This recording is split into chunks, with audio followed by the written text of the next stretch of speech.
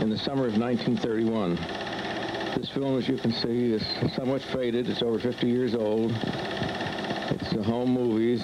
Now, the first thing they did was to run these jetties out into the ocean, and then they brought rocks down from the New York subway and ran them out in trucks out on these jetties. There's one on the north side. This is the north side. Then later on you'll see one on the south side. And they put the rocks in. Or I guess this is on the south side because they're putting the rocks on the other side of the... That could be a little more definite, right? Maybe I should speed that up a little bit. Yes, now you see this is the other side. The Manasquan side. Well, yeah, this is the Manasquan, the other is the Point Pleasant side. These rocks are going out now on the other side. This is the Point Pleasant side? Yes. These trucks, you see, are not too modern. They did the job. They had to build a very secure pier to sustain all this weight. Did those trucks each make that whole trip down from New York with 2 rocks in the back? No, they brought the rocks down in cars, freight cars, on the Seagirt siding. Now he's looking up the river. He's looking up the Manasquan River. Now this is out in the ocean.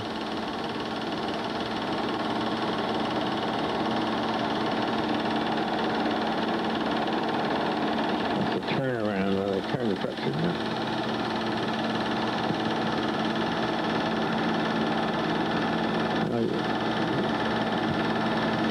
See, this is where the inlet is right now. You can see how much sand you got, about 1/8 of a mile, full sand from the river out to the ocean. So that's the inlet pavilion. Now Jenkinson's inlet pavilion.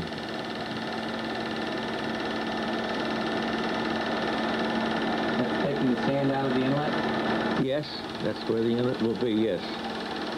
They put the rocks out on each side. Of course, then they have to dredge in between. And they use the scoop dredge here, just pile the sand on each side. Later on, you're going to see the suction dredge.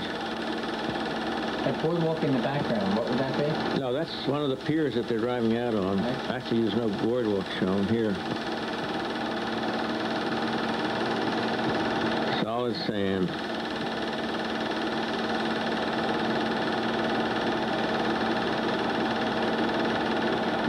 That's the reason it took a year to do it. They didn't have any real modern equipment in those days. 1931.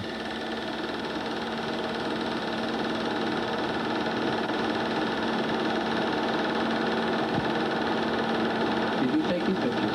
Yes, I took all these pictures.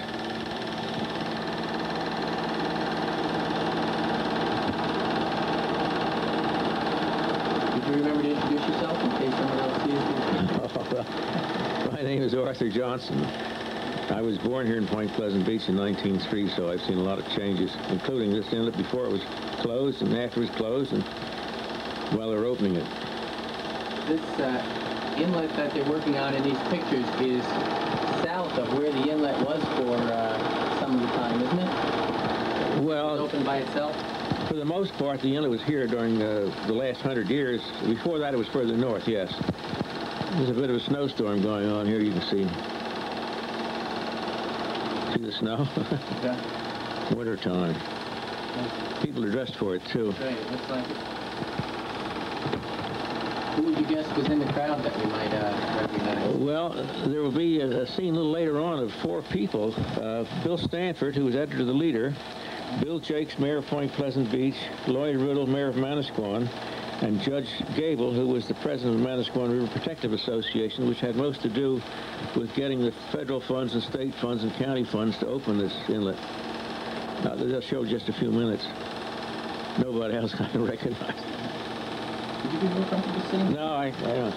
Thank you. It's kind of a slow affair. Maybe I can speed it up a little.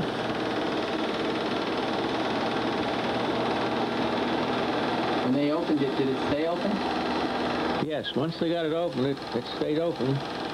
They do now scour it out, you know, every year or so. How did it change the river before they opened it? This is the scene I was telling you about. That's Bill Stanford, Mayor Jakes, Mayor Riddle, and Judge Gable. What happened, the inlet had always been opening and closing, so that there wasn't much of an inlet the last few years, but then they put the canal through from the head of Barnegat Bay, and from then on, any surplus water, high water in the river, went down the bay instead of going out to break through the ocean. So it built up, as I said, about 1/8 of a mile of solid sand until they did this work.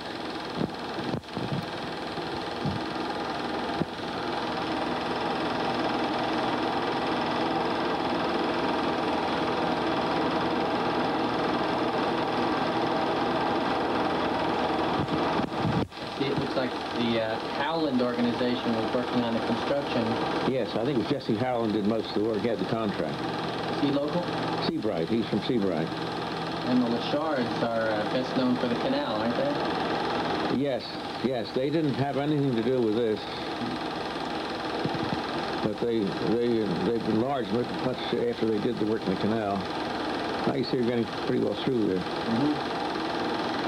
Still a lot of sand to move, though. Were they hoping that the tidal action would move that sand out, or did they eventually move all the sand out? No, they moved it all. Now, this wooden jetty, this is the old jetty. There was a jetty put in 1882, wooden jetty, and part of it's still there at the end of the present jetty on the Manasquan side. Now, this is the Point Pleasant, the Jenkins Pavilion, as it was 52 years ago. You see, no buildings in the inlet at all. No Coast Guard Station? No, the Coast Guard, no, it's working all right. Just skipped. The Coast Guard Station was moved over about 1936. Up to this time it was in Manasquan, but they kept their boats on the Point Pleasant side of the inlet, and eventually they built on the Point Pleasant side. Sort of a storm brewing out there now, northeaster. Looks like the remains of a crane out there. Yeah.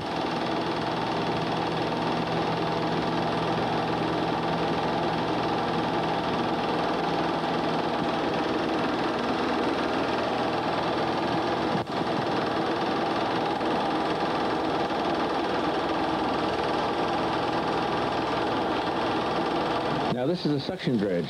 This is a big dredge. This does the actual work once they got it open so that the dredge could get through.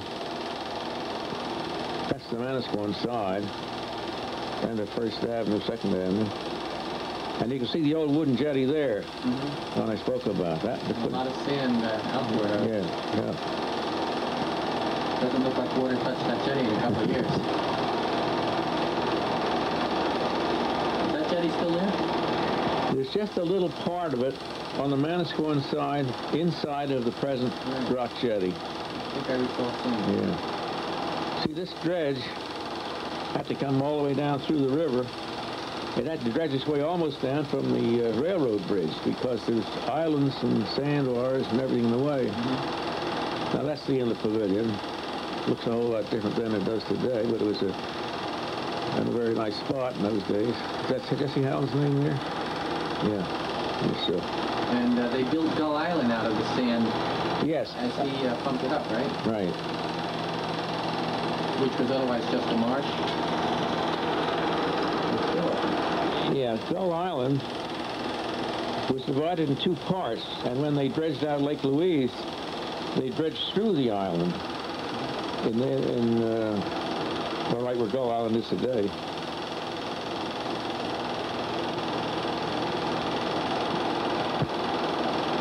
It was a big project to do that. Get the rocks all out, and then dredge in between.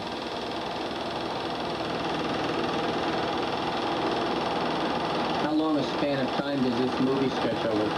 Just about a year. You're getting back in spring now, after the snowstorm. They had the dedication in 1932. This is using the telephoto lens.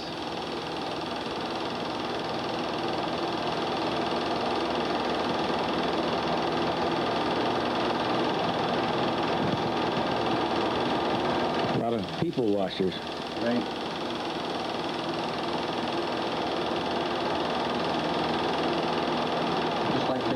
That hasn't paid. See, this dredge is almost backed up through the sand, huh? Well, it's working its way right on out.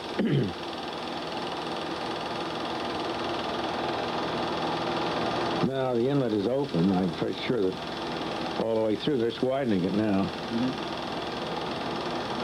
And this area, the spoil was pumped on both sides of the river.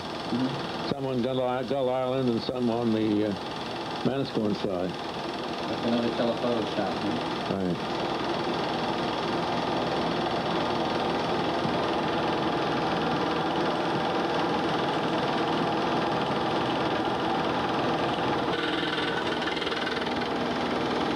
Well, what across those splices, all right.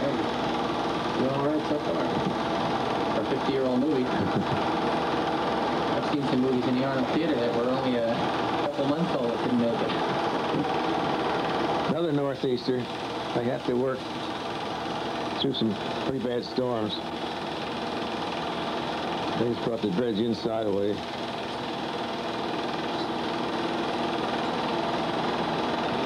People got wet. They do the same today. After they finished putting the rocks on the jetty, did they dismantle that boardwalk? Yes. Oh, yeah. Did they pull the pilings out or leave the Yes. pilings? No, they pulled everything out.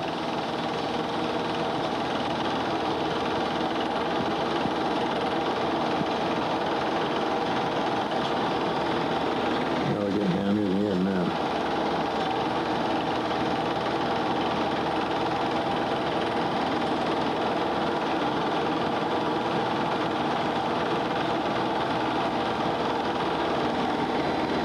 At the very end of this film, a very unusual airplane went over, and I took a picture of it. I think it has 8 motors. About the only one of its kind ever in the United States. That's another northeast storm. And that's the jetty here, right? That's right.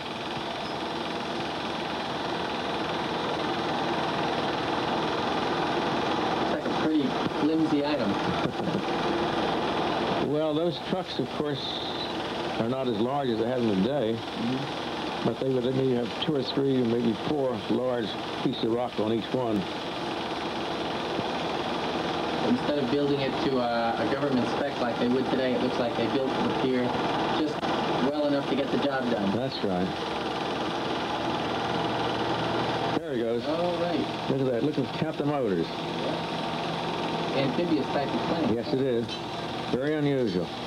That's the end. The ceremony started at the Bayhead Yacht Club, which you see here now. Governor Larson was there, and we had about 20, 25 boats.